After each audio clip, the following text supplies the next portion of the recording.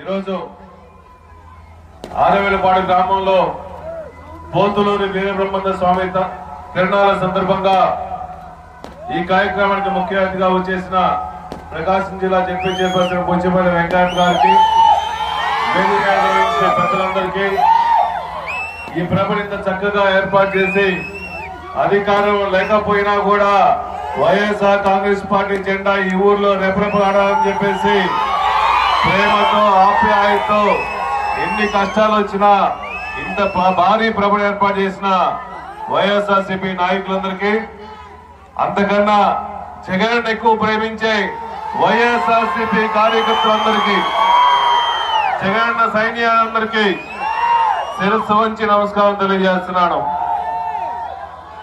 ఈరోజు రాష్ట్రంలో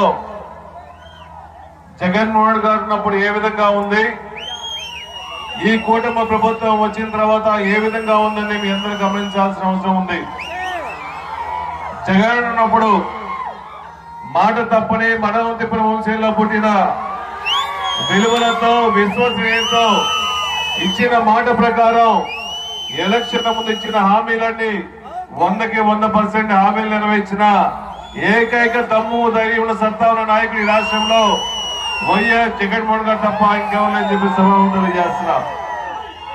ఈ కూటమి ప్రభుత్వం ఎలక్షన్ల ముందు జగన్మోహన్ గారు ఇచ్చిన పథకాల కన్నా ఎక్కువ పథకాలు ఇస్తామని చెప్పి, సూపర్ 6 పథకాలు ఇస్తామని చెప్పేసి కళ్ళబోల మాటలు చెప్పేసి ఎలక్షన్లు అయిన తర్వాత సీఎం కుర్చీలో కూర్చున్న తర్వాత పేద బడుగు బలహీన వర్గాలందరినీ గాని, రైతులు గాని, బీసీలు గాని, ఎస్సీలు గాని పట్టించుకోకుండా మీరు చావని రాశామని వదిలేసిన ప్రభుత్వం ఏదంటే కూటమి ప్రభుత్వం అని చెప్పి సభావంతులు చేస్తున్నా.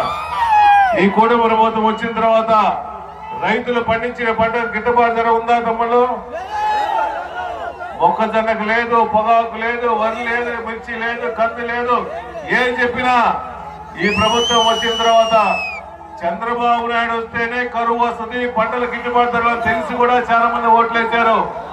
ఈ ప్రభుత్వం మాకు వద్దురా స్వామి, మళ్ళా మన జగన్మోహన్ గారు ముఖ్యమంత్రి వస్తే సకాలం రైతులందరూ బాగుంటారని చెప్పేసి రాష్ట్ర ప్రజలు మొత్తం కూడా వైఎస్ఆర్ కాంగ్రెస్ పార్టీ జెండా వైపు చూస్తున్నారు. మళ్ళా మీ అందరూ ఆశీస్సులు ఉండాలని చెప్పేసి మనస్ఫూర్తిగా కోరుకుంటున్నాను. ఇసుక ఫ్రీ అన్నారు, ఊర్లో బండి రావంటే ట్యాక్స్ కట్టాల్సింది. ఈ రాష్ట్రంలో ఈ రోజు చూస్తే తిన్నాలకు కూడా డీజిల్ లేని పరిస్థితుంది. కానీ మద్యం మాత్రం ఫ్రీ, ఎరువులు మాత్రం వెళ్తుంది, డీజిల్ మాత్రం ఉండే పరిస్థితి లేకుండా పోయింది.